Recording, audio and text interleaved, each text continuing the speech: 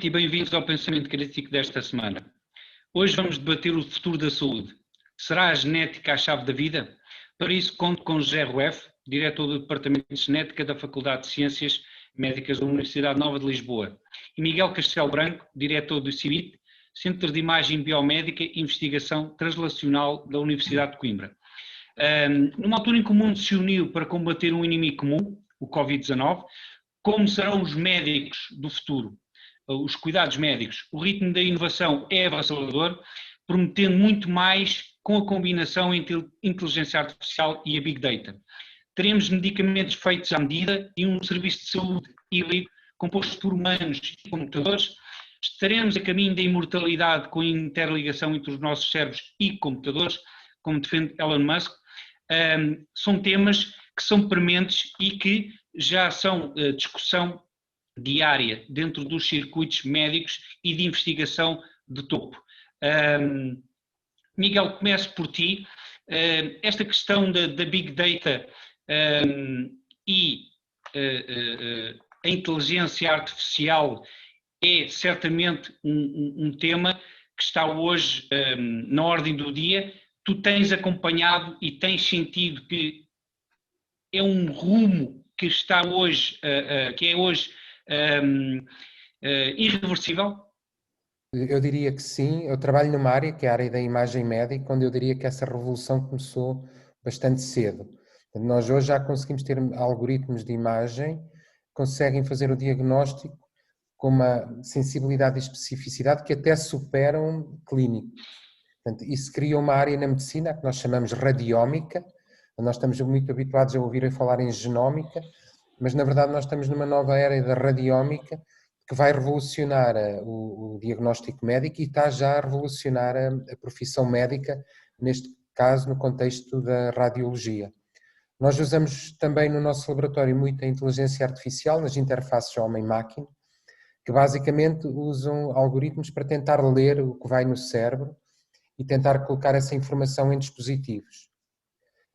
Existe também uma área que liga a radiómica à genómica, que nós chamamos Imaging Genetics, que tenta associar o Big Data da imagem com o Big Data da genética. E, portanto, eu diria que esta revolução é irreversível, mas tem os seus perigos, porque o facto de nós conseguirmos classificar melhor imagens médicas ou ter diagnóstico não significa que a gente perceba melhor as doenças. Portanto, isto é uma caixa de Pandora com coisas muito positivas, mas também com alguns riscos. José, tu que estás também especializado na questão do Big Data e na questão da genética, a maior capacidade computacional que nos prometem com os quantum computers, aliado a uma avalanche de informação e uma capacidade de associar toda esta informação, poderá abrir aqui um novo campo de uma saúde bastante mais transversal a todos e mais específica? Sim, inquestionavelmente mais específica. É isso para que se está a trabalhar. Nós temos que pensar, e isso está ligado naturalmente à ciência dos computadores. Aliás, é muito interessante que a descida do preço da sequenciação do nosso genoma segue a lei de Moore, que os homens computadores bem conhecem. Portanto, a cada momento o preço de fazer, neste caso, uma sequenciação está dependente da capacidade do circuito, dos circuitos integrados das máquinas de sequenciação, etc. Por outro lado, logo em 1989, quando estava a lançar o programa do genoma humano, e eu fiz parte dessa comissão por parte da CE, foi muito interessante porque uma das áreas, para além da sequenciação, para além do mapeamento dos genes, saber onde eles estavam, uma das áreas fulcrais, foram lançadas 4, que foi lançada, foi exatamente uma área de financiamento para desenvolvimento de novos computadores, novas máquinas informáticas que pudessem tratar e guardar essa quantidade de informação. E depois, evidentemente, houve uma quarta área que foi muito importante, que foi a área dos aspectos éticos, nomeadamente houve, no caso da União Europeia, um país que se bateu muito para que isso fossem criadas comissões e subcomitês do ponto de vista ético, foi a Alemanha. O que se compreende por aquilo que a Alemanha tinha já, de alguma maneira, sido protagonista no tempo da Segunda Guerra Mundial, quis tomar as cautelas todas de que tudo isto que nos permite agora olhar com uma finura muito grande para o genoma, para ir ao encontro da pergunta feita, para procurar olhar e tratar de uma forma individualizada, personalizada, cada um de nós, que é isso que já se está a começar a fazer, isso obriga a um grande cuidado e uma grande atenção do ponto de vista ético. De maneira que esse programa do genoma inicial, devo dizer que foram sequenciados no máximo 5 indivíduos, ou seja, não havia a noção que hoje temos, que a quantidade imensa, a variedade imensa do genoma entre todos nós é muito grande e que permite inclusivamente, precisamente, caminhar para a tal medicina da individualidade. José, mas esta questão e hoje em dia estão sequenciados. Esta questão da medicina individualizada e da engenharia genética, digamos assim, nomeadamente com a técnica CRISPR, não é? Que nos permite editar por exemplo, o Word ou o Notepad, o nosso ADN, cria aqui um limbo entre ética e benefício, que ainda hoje estamos muito longe de chegar a conclusões concretas. Explica de forma muito rápida, se faz favor, o que é isto do CRISPR e porque é que poderá ser um game changer na medicina. Bom, a técnica chamada CRISPR-Cas9 basicamente usa a Cas9 ou outra nuclease que corta o DNA e depois leva um RNA guia que vai identificar onde é que está a sequência que que permite emparelhar e permite cortar e permite fazer correções.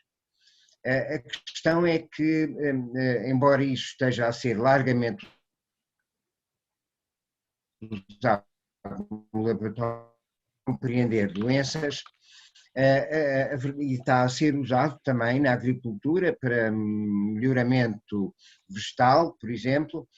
No caso da espécie humana, para nós corrigirmos um erro com o qual nascemos, quer dizer, que já vem no ovo, já vem no zigoto que nos deu origem, precisávamos de mudar no nosso embrião, naquilo que foi o embrião que nos deu origem, porque não podemos garantir que possamos ir ao local de uma determinada célula que causa uma determinada doença. Ora, a grande questão é que para tratar precisávamos de ter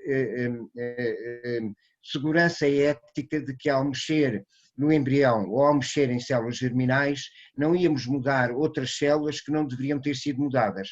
Ou, o que é um risco ainda no momento atual, o CRISPR-Cas9 não permite garantir de uma forma absolutamente fidedigna que nós estamos a mexer exatamente no ponto em que queríamos mexer para corrigir uma determinada anomalia.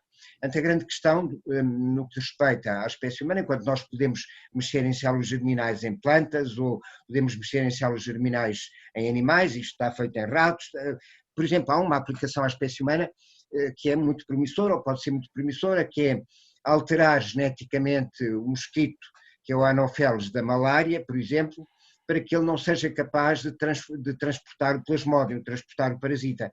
Ora, a malária mata milhões em todo o mundo. Esta é uma área de aplicação à medicina que não é feita sobre o homem, é feita, neste caso, sobre o vetor do parasita. É sobre a potencial transmissor da doença, certo? Miguel, deixa-me passar para ti, dentro do campo das neurociências, que é o teu campo também de eleição, esta técnica poderá ser utilizada, vez que poderá ter aqui um espaço de avanço, tendo em conta que as neurociências e as doenças neurológicas são, como se costuma dizer, as doenças da modernidade? Pois, eu trabalho ainda por cima numa área bastante complexa, uma delas que é o autismo, não é? Doenças neuropsiquiátricas, Isto até é aqui um bocadinho uma provocação aqui ao professor Rueff, porque é uma área onde tem existido imenso investimento, não é? Na verdade, em doenças complexas como estas, não há nenhum gene que tenha um peso muito grande. Aliás, é muito raro, as causas de autismo genéticas são raríssimas, não é? Ou são relativamente raras, e portanto o que nós vemos são doenças complexas, multifatoriais, em que há muitos genes a contribuir.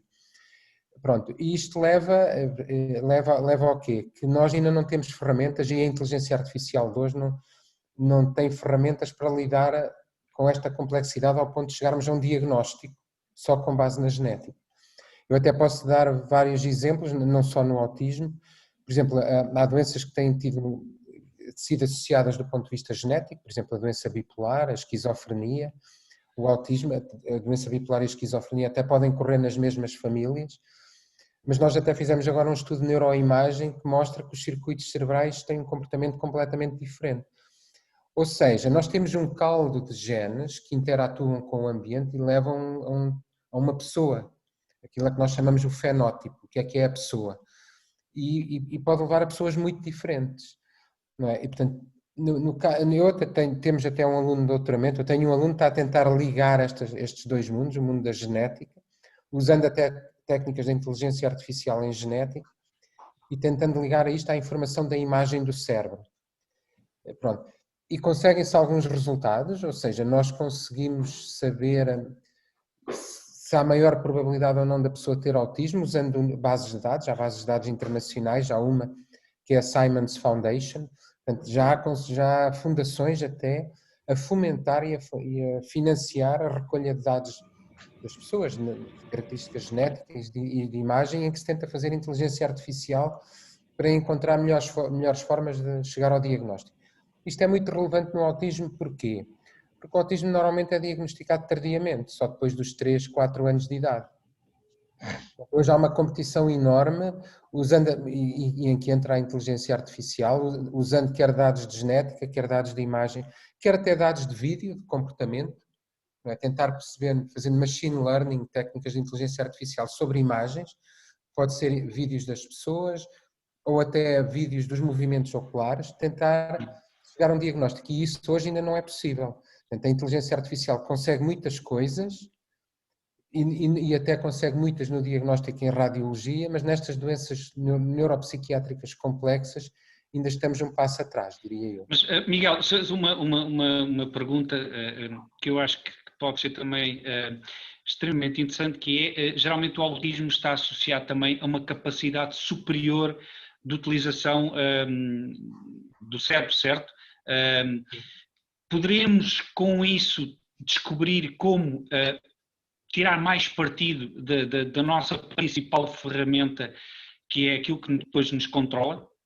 Pois, isso é uma questão muito interessante, porque nós temos pessoas com autismo, com deficiência intelectual, e depois temos outras com um nível intelectual bastante elevado, embora há aqui também um pequeno mito, que é o mito do gênio ou do sábio, Sim. que as pessoas associam muito ao autismo. No autismo, de facto, é muito interessante porque no autismo há aquilo que nós chamamos de um déficit de atenção. Mas quando eles querem, estão muito interessados numa determinada atividade, eles podem ser extremamente focados e ganhar rapidamente competências. Portanto, há aqui a questão se isto é inato ou é um interesse tão inusitado por determinados temas, os torna extraordinariamente competentes. Isso é uma área que também me interessa, porque tem a ver com a plasticidade do cérebro, não é? Aquilo a que o cérebro pode chegar com o treino. E isso nota-se muito no autismo, porque há autistas sem competências nenhumas em matemática e há outros que têm com competências em matemática que conseguem desenvolver a um grau quase extremo. Mas se isso é inato, se vem pelo interesse inusitado, é muito interessante. E também mostra como é que uma doença que tem determinados fatores genéticos pode levar às pessoas tão diferentes, não é? Umas têm um nível intelectual que é médio, mas são muito competentes em determinadas áreas, não é?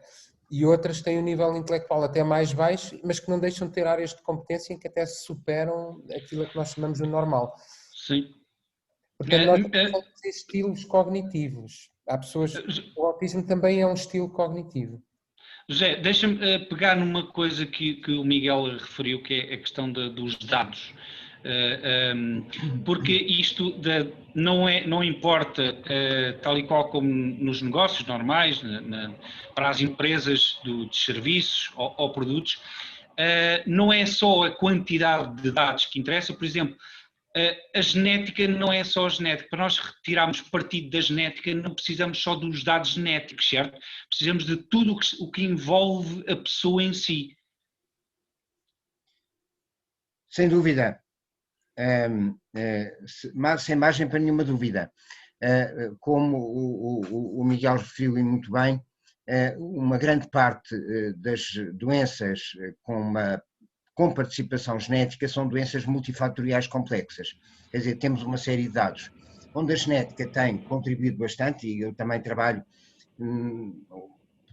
especialmente numa área que também é uma situação multifatorial complexa, que é o cancro, e para termos isso nós podemos fazer estudos de Big Data, estudos de grandes números, e se me dão licença eu mostro aqui assim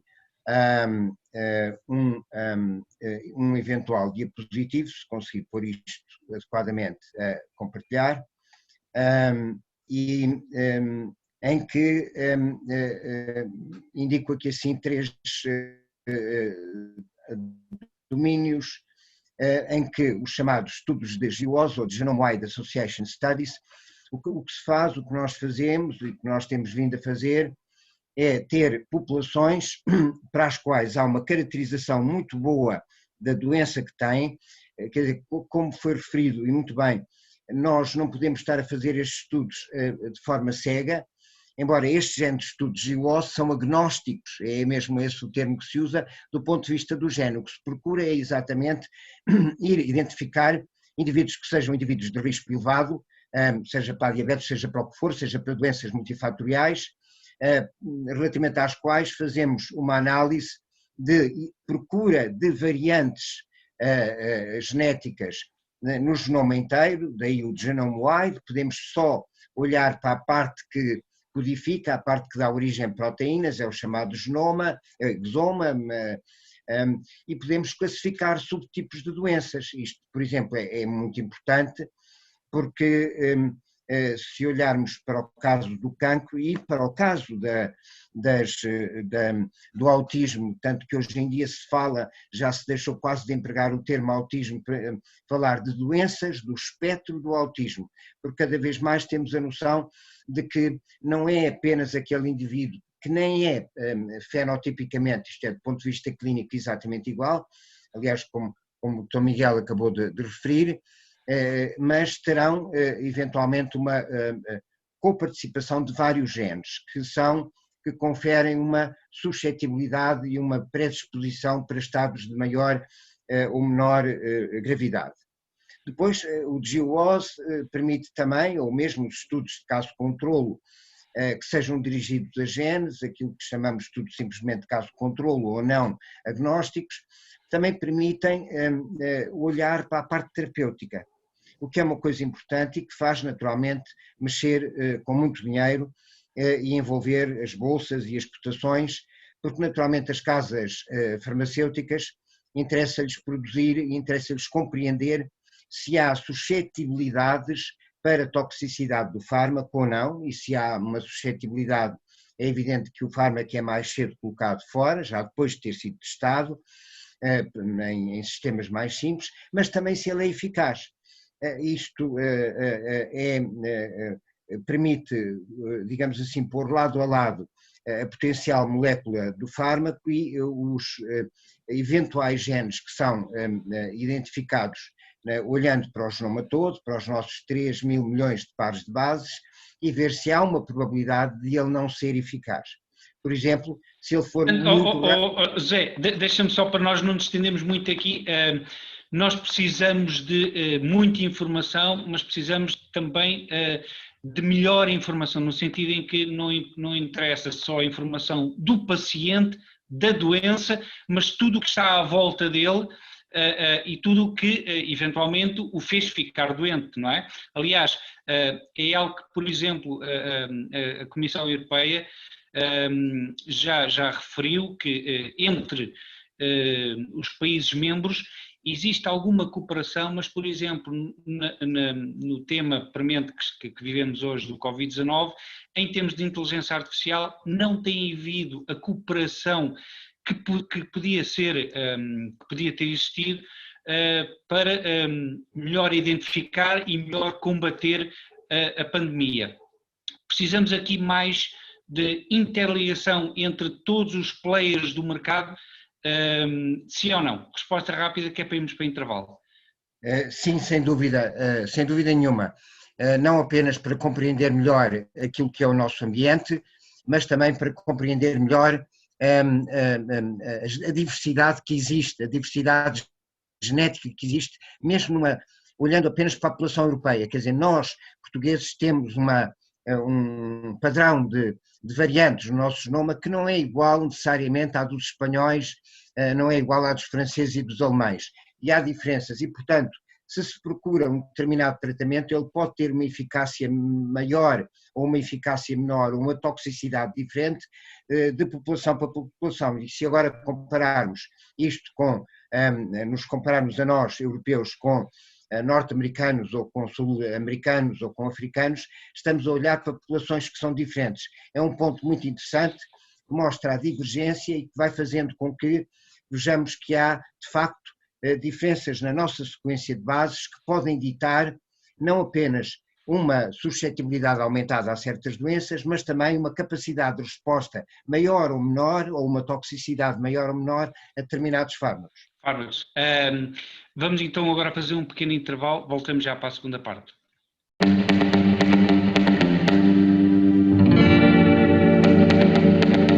As figuras decisivas. Transferências milionárias.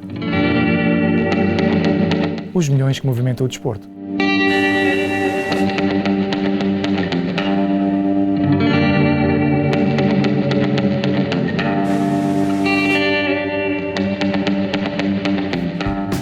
Todas as semanas trazemos os números que contam dentro e fora das quatro linhas.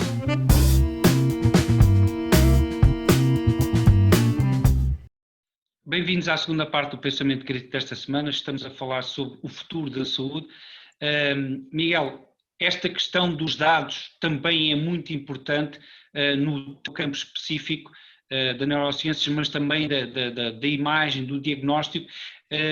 Ter aqui todo o panorama e não apenas o panorama das doenças. É importante que haja um investimento muito significativo, e não estamos a falar só do privado, mas também do público, na identificação dos fatores que levaram eventualmente à doença. E eu estou a falar disto, por exemplo, é sabido que nesta questão do Covid-19, por exemplo, o inquérito epidemiológico está bastante atrasado, portanto, está inclusive a ser feito com 10, 15 dias de atraso, o que depois retira a sua eficácia. Nós precisamos de criar aqui um sistema, uma base de dados que seja utilizado por todo e maior interligação entre as mentes, nomeadamente da União Europeia? Pois, eu dividiria esta questão em vários pontos. Um deles é realmente aqui a questão do Covid, fez-nos aprender muito como é que funcionam as sociedades humanas, não é? Porque um dos aspectos cruciais foi a falta de qualidade dos dados e da informação que apareceu. E da ânsia daquilo a que nós chamamos os caçadores de dados. Nós fomos inundados por artigos científicos, muitos deles sem revisão por pares, foram diretamente para repositórios, baseados em dados que nós não sabíamos se eram fidedignos. Portanto, esta questão dos dados serem fidedignos, e portanto publicou-se muita coisa, até em revistas altamente reputadas, como é o caso da Lancet, que depois esses artigos tiveram que ser retirados, precisamente porque os dados não eram fiáveis. Ainda hoje há uma grande discussão na comunidade científica sobre o acesso a esses dados. Aliás, eu devo até dizer que hoje nós vivemos uma tensão entre as pessoas que defendem o acesso livre aos dados, aquilo que nós chamamos o Open Science, e o movimento que tem muito a ver e com todo o direito, a proteção dos dados individuais, não é? Mas há aqui uma tensão que tem sido difícil de resolver. As entidades financiadoras criam biobancos e financiam e até colocam a condição dos investigadores terem acesso a financiamento se partilharem os dados. A verdade é que nós continuamos a ver muitos obstáculos, ou porque a informação não é correta, ou porque falta informação. Obviamente que deve ser respeitada a confidencialidade e a anonimização, mas eu diria que em Portugal isto ainda é um grande desafio a cumprir. Nós vemos as comissões de coordenação e o governo português tem o Big Data como estratégia, não é? Como estratégia, mas ainda nos falta avançar muito na questão dos biobancos, e quando eu falo em biobancos não são só bancos de dados de amostras biológicas, mas também bancos de imagem do cérebro. E, por exemplo, quando nós fazemos estudos de inteligência artificial em bases de dados já disponíveis, nomeadamente a tal que eu falei do autismo, só temos o diagnóstico e a genética, por exemplo, mas não sabemos o que é aquela pessoa, qual é que é o QI. O que é que levou aquela pessoa até ser diagnosticado aquilo, não é? Por exemplo? Sim. Há muita informação que falta nessas bases de dados. E, portanto, há muitos problemas nesta era do Big Data ainda por resolver. Não é? E alguns também são legais. Mas e éticos. eu lembro-me, inclusive, o problema da informação, porque hoje fala-se muito que existe muita informação, e na realidade existe uma avalanche constante de informação que inclusive no sistema financeiro nem sequer é suportável. Estou a falar, por exemplo, da China, que todos os dias tem um volume de informação exorbitante nas suas transações financeiras e que nem conseguem suportar o tratamento disso para já. A questão é esta: nós precisamos de melhor informação mais abrangente, mas também precisamos desbloquear aqui alguns mitos, porque, por exemplo, na China não existem tantos obstáculos a essa investigação, e o que é certo é que já existem bastantes avanços por parte do Oriente. Eu coloco uma questão muito concreta, que era um dos pontos de tema de debate deste programa, que é: poderemos ter a prazo 5, 10 anos muito mais influência, e coloco-te a ti, José, para uma resposta o mais breve possível, mais influência dos sistemas informáticos, digamos, dos computadores, na vida de um médico, na vida da saúde dos portugueses e dos cidadãos em geral. Poderemos ter medicamentos desenvolvidos especificamente para determinadas populações mais suscetíveis de ter melhor recepção a determinados fármacos. Isto é algo que será visível dentro dos próximos 10 anos, ou ainda estamos muito longe disso? Não estamos de todo longe disso.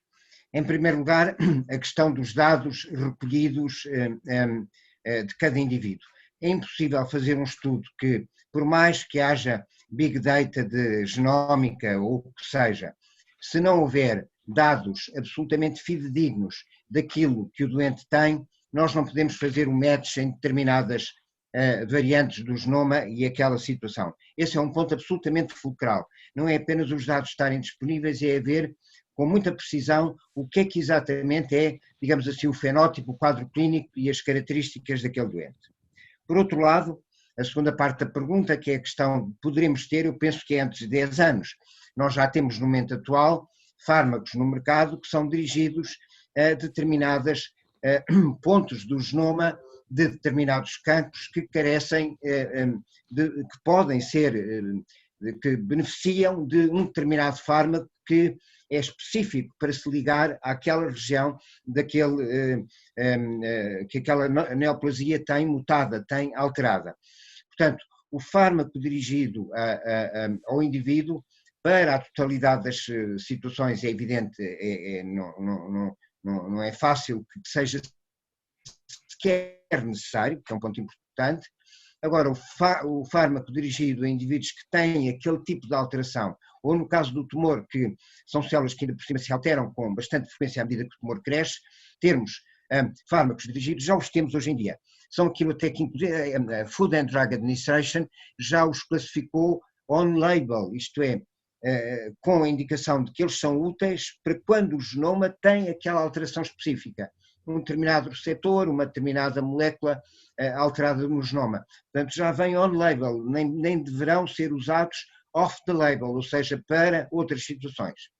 Depois, porque se estava a falar, mas eu posso interromper, mas vem a propósito, penso eu, estava-se a falar de Covid, uma das áreas que pode aqui ser importante e que não está ainda bem estudada, está longe de estar bem estudada, enfim, há muita coisa que está ainda por completar e por saber, é perceber a seguinte questão: porque é que nós temos indivíduos que eventualmente têm contacto e que têm teste positivo e que tiveram o vírus e que não são assintomáticos, não têm situação nenhuma e não têm aparentemente, segundo julgamos, efeitos secundários, efeitos após a cura da infecção. E temos outros que vão para as unidades de cuidados intensivos no outro extremo da reta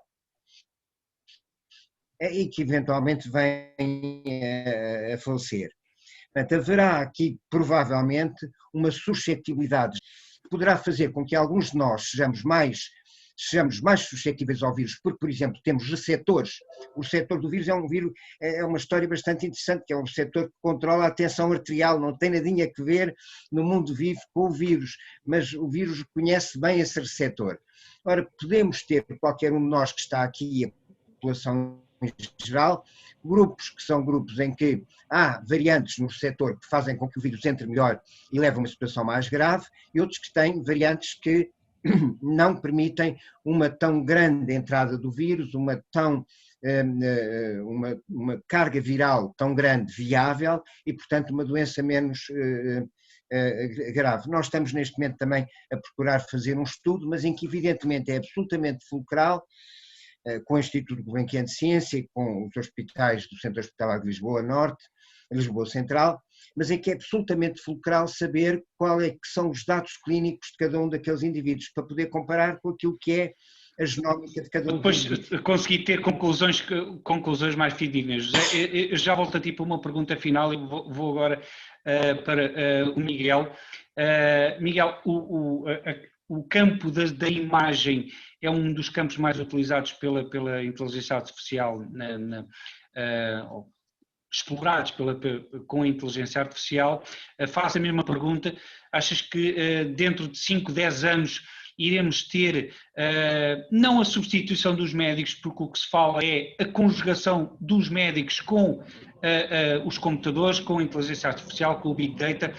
Teremos no futuro, e será que isso é um tema que devemos começar seriamente a pensar na formação de médicos, eu não diria especializados em sistemas de informação como a inteligência artificial, mas que pelo menos saibam trabalhar com as ferramentas que irão provavelmente ser disponibilizadas nos próximos anos? Teremos aqui esta conjugação entre médico e computadores a ser preponderante nos próximos anos? Na verdade, nós já fazemos isso no nosso instituto. Nós temos uma técnica de imagem para diagnosticar a doença de Alzheimer. Pronto, é um PET, agora não vou entrar em detalhes técnicos. O nosso médico faz os relatórios, primeiro vê o relatório feito por uma máquina, que é um algoritmo de inteligência artificial, é um classificador, nós chamamos-lhe machine learning, e ela confere, é muito engraçado ver, porque ela quando faz o relatório já tem o resultado desse algoritmo. Nem sempre concordam, porque há casos, é muito curioso ver os casos em que há dúvida, que o algoritmo diz que tem, pronto, é muito curioso ver isso. Portanto, isso nós já fazemos no dia-a-dia e essa médica vê essa ferramenta como um apoio, dá-lhe algum descanso, obviamente que é ela que toma a decisão final. Também há um professor de radiologia, que eu não vou dizer o nome, porque ele não me permitiu, não lhe perguntei se o podia citar, mas que me disse que a profissão, no futuro, o trabalho diário de um radiologista vai ser muito diferente, porque, ou seja, isto vai mesmo modificar a profissão, porque se eu tenho um algoritmo treinado com milhares de imagens para detectar rapidamente se é tumor, se não é, no fim o médico não precisa dominar esta tecnologia, porque no fim do dia esta tecnologia é quase carregar um botão. Pronto. Agora, o médico fica mais com o papel de supervisor. Portanto, isto vai mesmo mudar, eu não tenho dúvidas disso, porque... Então uma última pergunta para ti, que é um campo que também tem bastante interesse e que tem havido um investimento bastante significativo por parte, por exemplo, de Elon Musk, e que poderá nos alterar a nós, porque o que se fala já não é de máquina versus computador, mas é assim os computadores, a tecnologia nos poder melhorar enquanto seres humanos, e também é um campo que tu trabalhas. Poderemos ter a prazo, é viável, não é só fogo de vista, a interligação dos humanos com os computadores, nomeadamente através da rede neurológica, o que eventualmente poderá imortalizar, não em termos de corpo, mas, por exemplo, em termos de mente?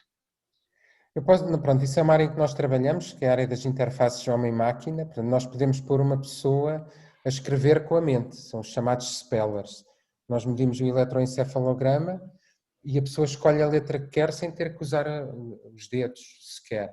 Pronto. Houve algumas empresas que têm interesse nisto, porque isto pode ser usado para jogos, não é?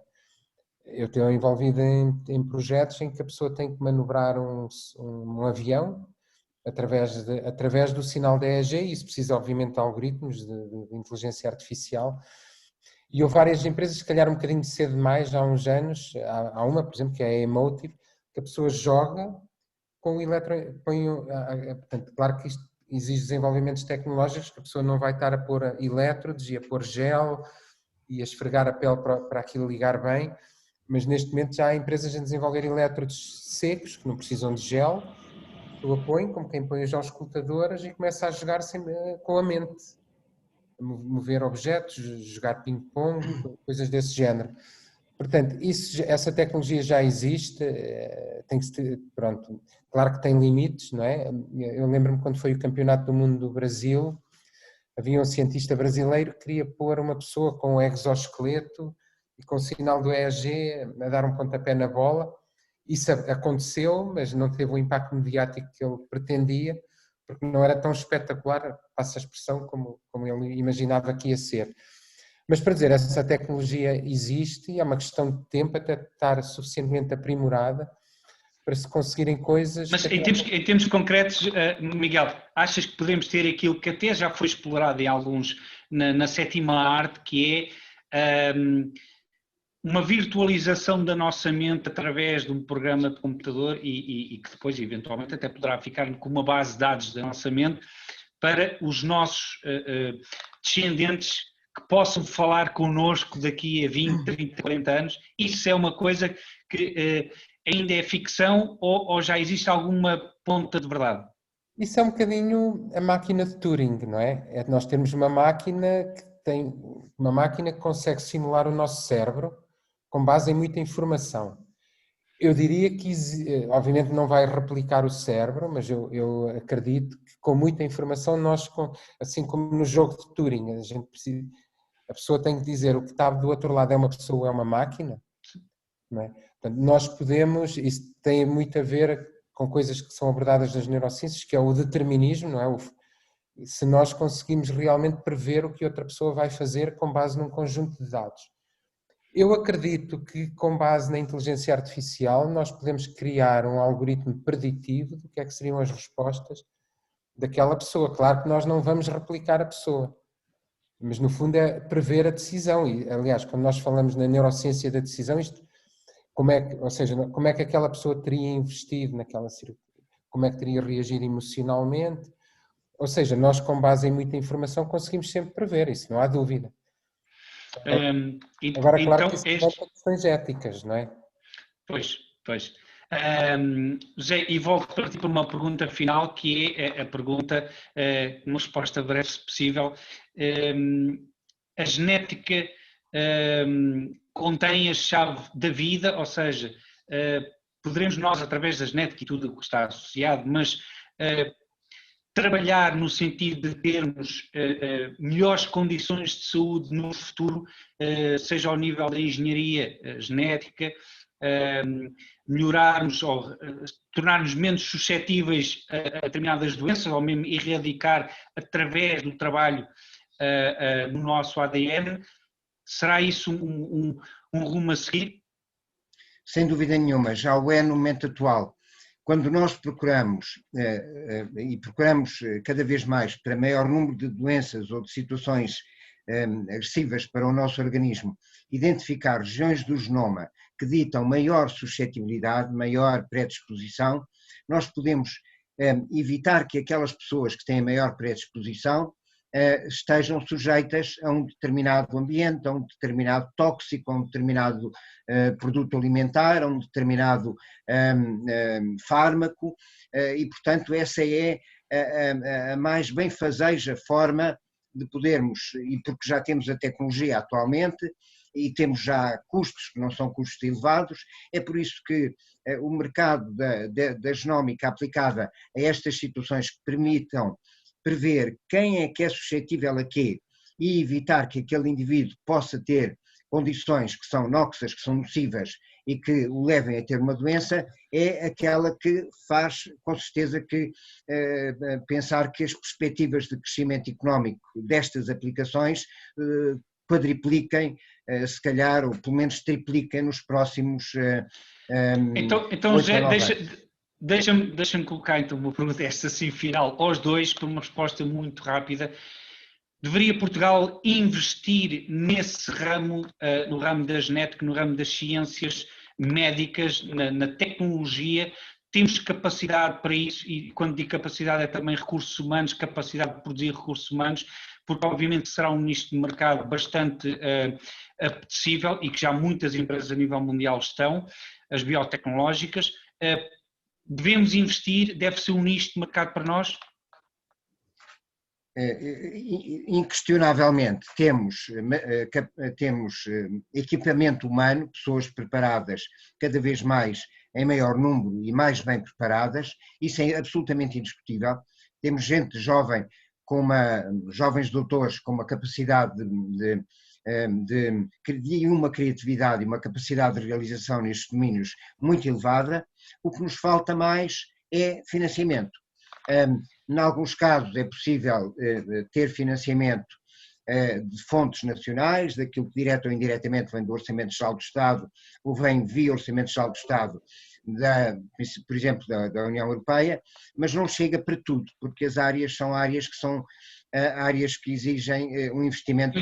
Bastante intensivo, não é? Miguel, a tua resposta, se faz favor. Já existe algum investimento? Aqui até perto, em Cantanhede, existe um polo biotecnológico onde há empresas ligadas a esta área da genética e que até têm ligações a entidades chinesas. Já existe. O que me parece é que, em geral, falta alguma estratégia. Por exemplo, nós temos supercomputadores em Coimbra, no Minho, mas parece, e como são áreas muito interdisciplinares, ou seja, temos pessoas claramente capazes, até temos fuga de cérebros, mas não me parece, e isto muito honestamente e de forma muito franca, não me parece que haja uma estratégia clara para desenvolver esta área em Portugal. Quando eu digo estratégia clara, não há uma estratégia clara para fomentar biobancos, isto implica uma melhor ligação entre as universidades, os hospitais e as empresas. Portanto, com toda a franqueza, temos uma massa humana, falta financiamento e, sobretudo, falta estratégia. Estratégia, não é? Por vezes não é a questão do dinheiro só que importa. Aliás, na questão, por exemplo, do Covid, ainda ontem estava a ler um artigo de opinião de um jovem médico que esteve há alguns meses na questão dos inquéritos epidemiológicos, por exemplo, e ele tinha que trabalhar com 4 plataformas diferentes só para fazer um inquérito, o que obviamente que não é execuível, não é? E não é uma questão de financiamento, não é uma questão de dinheiro, porque gasta-se muito dinheiro na saúde, é uma questão realmente primária de estratégia. Muito obrigado aos dois pela vossa participação. Muito prazer. E muito obrigado aos telespectadores por estarem a ver o programa. Conto com vocês para a próxima semana. Obrigado.